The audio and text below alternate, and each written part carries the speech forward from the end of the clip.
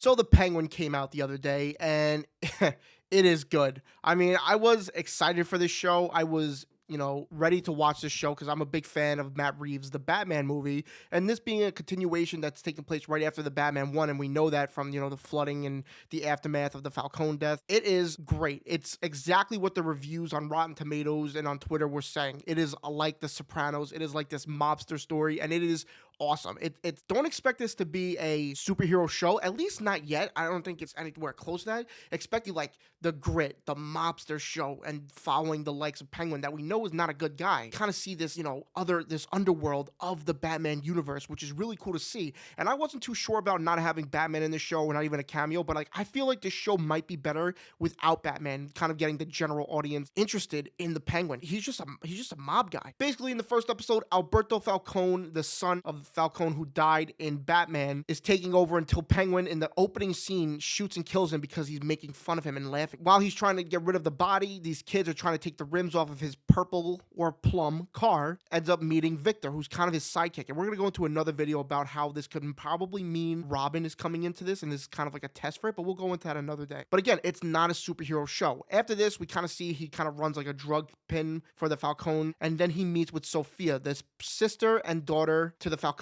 family, the sister to Alberto, where she is wondering what happened to her brother. And obviously, she doesn't know that Penguin kills him, but she is onto him. And she's kind of this crazy character. She kind of gives me Joker vibes, but she would be a good villain in this. I feel like it perfectly balances out the Penguin, not being the Penguin being a good guy, but just kind of like an antagonist for the show. She's from the Arkham Asylum, so we know she's a little bit crazy, but again, definitely a good villain. She's sinister and crazy, and again, gives off those Joker vibes. We see this relationship between Penguin and Victor kind of unfold throughout the episode where, Penguin's not killing the kid, but eventually lets him in on his deal that he wants to become the kingpin of Gotham, which is going to be a really sick kind of rise to power. And I feel like we need something like that in this. The show is gruesome. I mean, they don't hide the fact of drugs. They don't hide the fact of murder. They don't hide the fact of like just gruesome stuff. It ends with the episode with kind of a framing that somebody else killed the brother and it wasn't Penguin, and it ends like that. But it's a slow burn, and I honestly did not find myself bored at all. I did not find myself wanting to turn it off.